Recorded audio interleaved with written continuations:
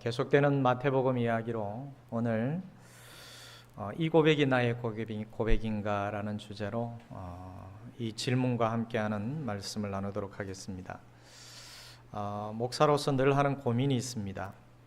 교회를 교회되게 하는 것은 무엇일까? 교회를 교회답게 하는 것은 무엇일까? 라는 고민이죠. 어떤 자리에 있으면 그 자리에 맞는 고민이 있을 겁니다. 그리스도인이라면 그리스도인이 해야 될 고민이 있죠. 제가 이 질문을 드리는 것은, 이 질문을 하며 고민을 하는 것은 목사만 해야 되는 고민이 아니라고 생각을 해요. 예수를 믿는 사람이라면, 교회를 구성하고 있는 성도라면 모두가 다 해야 되는 고민이라고 생각을 합니다. 교회를 교회되게 하는 것이 무엇일까? 교회를 교회답게 하는 것은 무엇일까라는 질문이죠. 게다가 요즘 교회가 세상으로부터 갖은 비난을 받는 것을 보면서 더욱 고민이 깊어지는데요. 그 받고 있는 비난 중에서 어떤 것들은 애매한 고난이 아니라는 생각을 하면 더욱더 고민하면서 질문을 할 수밖에 없습니다. 잘못하지 않아서 듣게 되는 비난이라면 그래도 괜찮은데, 진짜 잘못해서 받는 그런 비난이 있다면 정말 고민을 해야 되는 거죠. 질문을 해봐야 합니다. 진지하게 질문을 해봐야 합니다. 교회를 교회되게 하고 교회를 교회답게 하는 것은 무엇일까라는 거죠. 오늘날 세상은 우리 그리스도인과 교회에 무엇을 기대하고 있을까요? 여러분에게 세상은 무엇을 기대한다고 생각하십니까? 또 우리 주님은 교회로부터 어떤 모습을 보고 싶어 할까요? 우리 주님은 나의 어떤 모습을 보고 싶어 하실까요? 어떤 모습을 기대하고 계실까요? 오늘 말씀해 보면 교회의 정체성이 어디로부터 나오는지를 말씀하고 있습니다. 교회의 정체성은 바로 예수님의 정체성으로부터 나온다고 말씀하십니다. 교회를 교회답게 하려면, 교회를 교회되게 하려면 예수님이 누구인지 분명히 알면 된다라는 말이 되기도 하는 거죠. 그래서 정체성이라는 것은 굉장히 중요합니다. 히브리적 관점에서 어떤 사람을 알기 위해서 정체성을 확정하는 것은 굉장히 중요한 일이었습니다. 왜냐하면 사람들에게 랍비가 랍비로 인식되지 않는다고 생각을 한번 해보세요. 선생이 선생으로 인식되지 않는 거예요. 지도자가 지도자로 인식이 되지 않으면 어떻게 될까요? 여러분, 가정에서 부모가 부모로 자녀에게 인식되지 않는다. 학교에서 스승이 제자들에게 스승으로 인식되지 않는다면 어떤 일이 벌어지겠습니까? 그러면 랍비의 가르침이 어떻게 될까요? 랍비로 인식되지 않고 랍비로 인정되지 않으면 한낱 말 잘하는 사람의 이야기 수준이 되어버리지 않겠습니까? 말씀은 잘하지만 새겨들을 가치가 없는 것으로 인식되어 버린다는 거예요. 하지만 랍비라는 정체성이 확실하게 인식이 되면은 동시에 그 가르침은 랍비의 가르침이 되는 거죠. 그리고 사람들은 그의 말을 마음속에 깊이 새기게 되는 겁니다. 그래서 히브리적 관점에서 어떤 사람을 알기 위해서 정체성을 확정하는 것은 그만큼 중요한 일이었다라는 거죠. 따라서 오늘 본문은 정체성을 통해서 우리에게 예수님과 교회는 어떤 관계이며 어떤 사람들이 교회의 구성원이 되느냐, 즉 제자로서 합당한 자격을 갖느냐라는 것을 가르쳐주고 있습니다. 먼저 우리는 첫 번째 질문으로 들어가 봅시다. 예수님의 정체가 무엇이냐? 예수는 누구인가라는 거예요. 빌립보 가이사랴에서 예수님은 제자들에게 사람들이 자신을 어떻게 생각하는지를 물으십니다. 사람들의 대답은 어떻습니까? 조금씩 달랐잖아요. 조금씩 달랐는데 대략 예수님을 선지자들 중에 하나로 보고 있었죠. 굉장히 호의적인 대답입니다. 그러나 정확한 대답은 아니었습니다. 그런데 제자들 중에 베드로가 예수님을 그리스도요 살아계신 하나님의 아들이라고 고백을 합니다. 베드로가 그가 예수님을 어떤 메시아로 여기고 있는지는 모르지만 이것은 그동안 예수님의 입에서 나온 적이 없는 호칭입니다. 예수님을 다른 잡신들과 구분되는 살아있는 하나님의 아들로 고백한 것은 예수님도 칭찬하실 만큼 대단한 이해지요. 자, 그러면 여기서 내 생각과 믿음에 대해서 질문해 봅시다.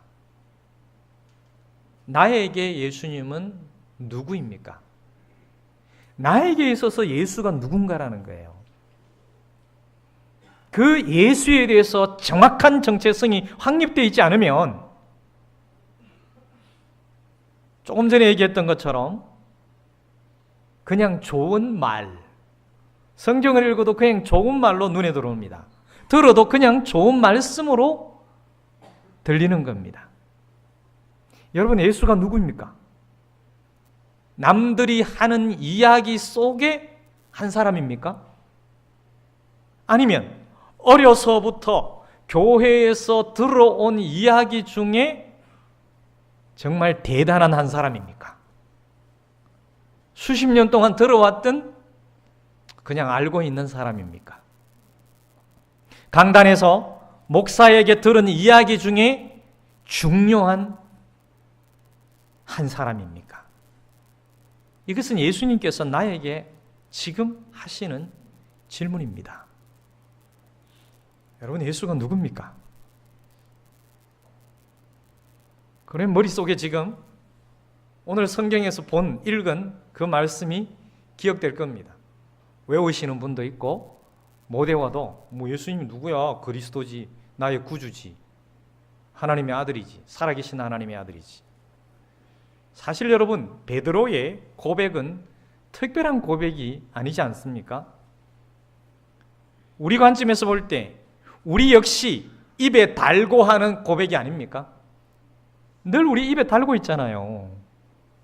예수는 나의 주님이라고, 예수는 그리스도라고 입에 달고 있습니다. 주는 그리스도시요 살아계신 하나님의 아들입니다. 이게 그 고백의 전부였어요. 무슨 다른 고백을 한 게 아니었습니다. 그런데 이것은 굉장히 중요한 고백입니다. 이 고백이 단순해 보이는 고백이지만 정말 단순한 고백이에요. 아무나 쉽게 할 수 있는 고백이 아닙니다. 하지만 입으로 쉽게 할 수 있기도 하지만 마음으로 믿어지지 않는 고백이고 삶으로 살아내기 싫은 고백일 수도 있습니다. 예수를 믿으면서 주는 그리스도시요 살아계신 하나님의 아들입니다라고 입에 달린 고백만 있고 내 삶이 그러한 고백과 전혀 상관없는 삶이라면 진짜 그 속 깊이 들어가 보면 그렇게 살기를 싫은 거죠. 그냥 편하게 살고 싶은 거죠. 고백은 고백이고 고백은 늘 입에만 있는 것이지 내 삶으로 그 고백으로 살아내려고 하니까, 드러내려고 하니까 힘든 거죠. 여러분 어떻습니까? 진짜로 이 고백이 내 고백입니까? 주가 정말 나의 그리스도요, 나의 구주요, 나에게 있어서 눈에 보이지 않는 살아계신 하나님의 아들이라고 믿으십니까? 그리고 이 고백대로 내 삶 속에서 살아내려고 몸부림치고 있습니까? 완벽은 아니더라도 마음으로 믿고 내 삶으로 이 고백대로 살아내려고 애를 쓰는가 말입니다. 이것이 진정한 베드로의 고백이라는 것이죠. 똑같이 우리가 고백할 수 있지만 삶은 다 달라질 수가 있다는 거죠. 여러분, 같은 고백을 한다면 우리가 같은 삶을 살아내야 되는 것 당연한 것입니다.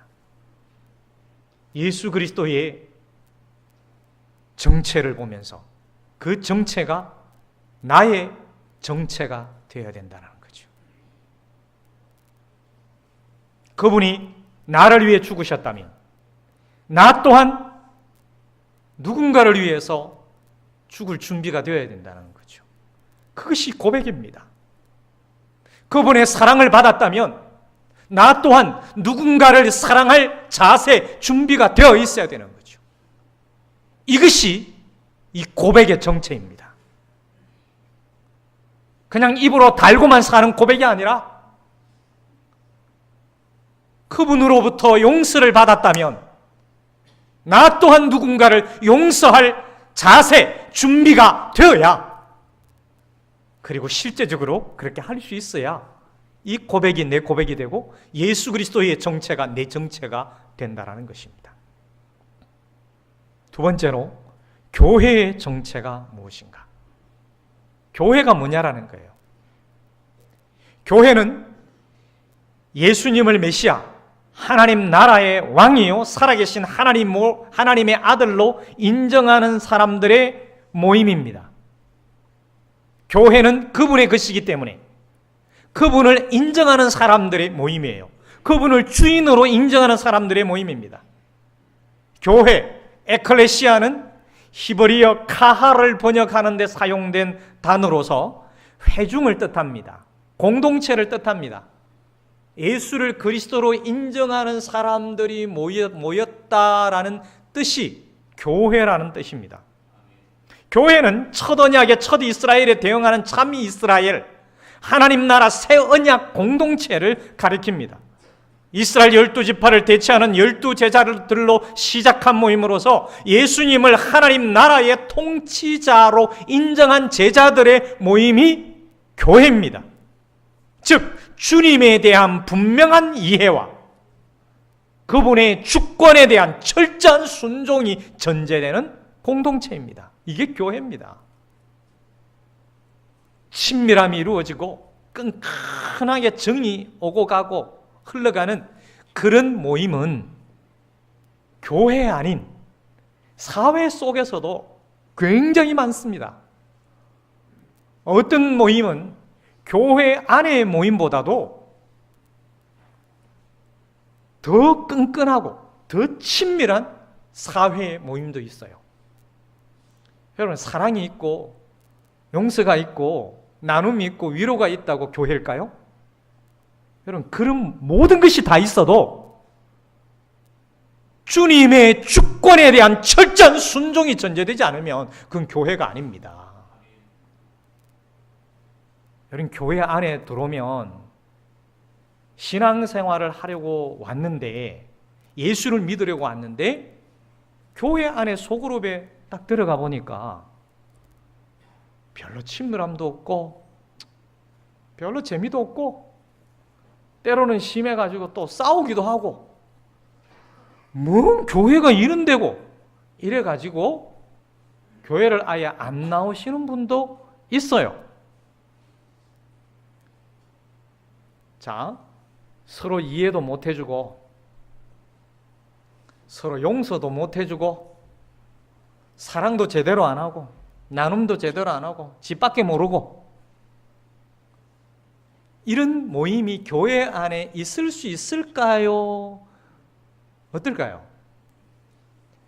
여러분, 있을 수 있습니다. 왜냐하면 성장의 과정 속에 있기 때문에, 아직 덜 성숙되기 때문에.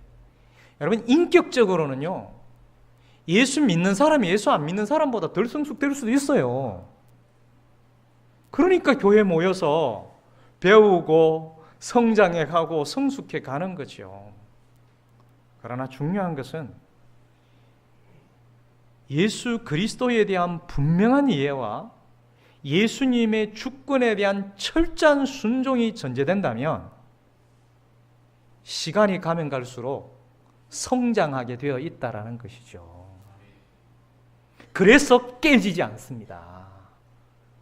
서로 얽히고 설키면서 이해관계 속에서 어려움을 겪고 힘든 것을 겪고 토닥토닥 거려도 다시 회복해가고 다시 일어서고 그러면서 성장하고 성숙해 가는 거예요. 왜요? 그리스도의 주권을 중심으로 순종해 가기 때문에. 그래서 그리스도에게로 서로 계속해서 맞춰가면은 내가 잘못했구나. 회개도 하고 용서도 빌고 용서도 받아주고 용납하고. 그게 여러분 교회예요. 이 땅의 교회는 완전하지 않습니다. 그래서 때로는 상처를 주기도 하고 상처를 받기도 합니다. 그러나 그 속에서 그리스도의 주권에 대해서 철저하게 순종해 가면서 살아내려고 노력하는 사람들이기 때문에 온전한 교회로 세워져 가는 거예요. 그래서 ING라 그러잖아요. 진행 과정에 있다고 말입니다. 그러나 교회에 속해 있어도 이것이 분명하지 않으면 성장이 안 됩니다. 주님에 대한 분명한 이해, 주님의 주권에 대한 철저한 순종이 전제되지 않으면 그건 교회의 구성원으로서 움직일 수가 없다라는 거예요. 생각이 다르고 사상이 다르기 때문에 안 된다는 겁니다. 그래서 예수님은 베드로의 그 고백 위에 손수, 그 고백을 반석으로 삼아서 교회를 세우겠다라고 말씀하십니다. 베드로라는 한 사람이 아니라 개인이 아니라 예수 신앙을 고백한 베드로로 대표되는 그 고백의 반석 위에, 그 고백 위에 교회를 세우겠다라는 뜻입니다. 특히 예수님은 교회를 내 교회라고 말씀하십니다. 참 교회는 사람의 이데올로기나 관심사가 아니라 예수님의 뜻이 구현되는 곳이어야 됩니다. 그 교회를 주께서 손수 세우겠다고 하십니다. 따라서 참 교회는 주님의 지혜와 방법과 주님의 능력으로 세워지는 곳이죠. 그래야 교회를 통해서 교회의 머리이신 예수님이 드러나고 그분의 뜻이 이루어지고 그분이 영광을 받으실 수가 있는 겁니다. 사랑하는 여러분, 기억하십시오. 교회는 세상의 여론을 따르는 곳이 아니라 예수님의 말씀을 따르는 곳이어야 됩니다. 그게 교회입니다. 교회의 정체성은 바로 그렇습니다. 세상이 다 그래 하는데 우리 교회도 그렇게 해야지. 아닙니다. 교회는 예수님의 말씀을 한 걸음 한 걸음 따라가는 것입니다. 때로는 교회에서 형편이 그만큼 되지를 못해서 사회에 헌신하지 못할 때도 있어요. 그래도 예수님의 말씀을 따르는 것이 먼저입니다. 예수님의 말씀 중에는 이웃 사랑하는 그게 전부가 아니거든요. 교회에서 핵심은 뭐냐 하면 예수님의 말씀을 따르는 것입니다. 사회적 기업은 세상을 향해서 나누고 그렇게 하는데 우리 교회는 그것도 하지 못한다고. 여러분, 그 말은 조금은 맞지만은 다 맞지는 않습니다. 교회는 여러 가지 일들을 다 해야 합니다. 교회 안에서 복음적인 일을 하면서 교회를 교회되도록 세워가는 사역을 또 해야 됩니다. 안에서의 사역이 있습니다. 그리고 밖으로의 변혁적 사역들이 또한 동시에 펼쳐져야 되겠지요. 그 모든 기준이 뭐냐면 예수님의 말씀이 기준이 되어야 교회가 되는 것이고 그것이 바로 교회의 사역이 되는 것이고 그 교회의 사역은 베드로의 고백처럼 이 신앙 고백 위에서 이루어지는 것이라는 것을 명심하시기를 바랍니다. 마지막으로 제자의 정체성입니다. 제자가 뭐냐라는 거예요. 예수님은 베드로의 고백이 혼자의 힘으로 한 것이 아니다. 하늘에 계신 아버지께서 알게 하신 것이라고 하십니다. 그리스도를 고백하는 교회의 용서의 특권이 있다는 것도 가르쳐 주시고 예수께서 그리스도라는 사실을 아무에게도 말하지 말라고 하십니다. 자, 제자는 어떤 사람들일까요? 제자는 예수님의 하나님 나라 가치관을 이어받아서 예수님의 통치를 대행하는 사람들입니다. 그래서 예수님의 정신을 배우고 예수님의 사상을 배우고 예수님의 가치관을 배우는 겁니다. 그리고 그것을 이어받아서 이 땅에서 하나님 나라를 이루어 가는 거죠. 그걸 살아내는 거죠. 그게 예수님의 제자고 그리스도인들이에요. 또 하나, 오늘 말씀에 의하면 용서의 특권을 실행하는 사람들입니다. 우리가 그리스도로부터 용서를 받았으니, 하나님으로부터 용서를 받았으니 그 용서의 특권을 실행에 옮기는 사람들이 바로 제자들입니다. 교회를 만들어가는 제자들이고 예수를 따라가는 제자들이죠. 그래서 제자들은 작은 예수가 되어야 되는 겁니다. 교회는 작은 예수들의 모임이어야 합니다. 예수의 제자들이 모인 곳이 교회가 되어야 합니다. 예수를 믿는다고 해서 완벽한 제자가 된 게 아니라 온전한 제자가 되어가는 거죠. 예수를 계속해서 따라가는 겁니다. 예수를 드러내고 예수님의 뜻을 수행하고 예수님의 영광을 돌리는 사람들, 또 그런 사람들이 모인 곳이 바로 교회라는 겁니다. 여러분, 예수님의 정체가 제자들의 정체를 결정했고 교회의 정체를 결정했습니다. 예수님을 제대로 아는 사람들, 예수님을 진실하게 따르는 사람들, 예수님을 삶에서 드러내는 사람들, 바로 그들이 예수님의 교회를 제대로 세워가는 것이지요. 그럼 여러분, 오늘 결론으로 교회를 제대로 세우려면 어떻게 해야 될까요? 예수님을 제대로 알아야 합니다. 그래서 예수 그리스도를 진실하게 고백하고 따라야 합니다. 그리고 그 예수님을, 예수님의 가치관, 예수님의 사상, 예수님의 정신을 삶에서 드러내야 합니다. 그러면 교회를 교회답게 하고요, 교회를 교회되게 세워갈 수 있는 것입니다. 참된 교회를 세워가는 더욱더 아름다운 모습으로서 신실한 예수님의 제자, 신실한 교회의 성도가 되시기를 주님의 이름으로 축복합니다. 이 시간 말씀을 생각하며 잠시 침묵하는 시간을 가지겠습니다. 침묵하며 말씀을 생각하십시오. 침묵하며 하나님이 주신 마음과 깨달음을 생각하십시오. 여러분의 고백과 결단을 생각하십시오. 말씀대로 살겠습니다. 마음을 엽니다. 말씀 주십시오. 라고 소망했던 것처럼 주신 말씀을 이 시간 생각하십시오.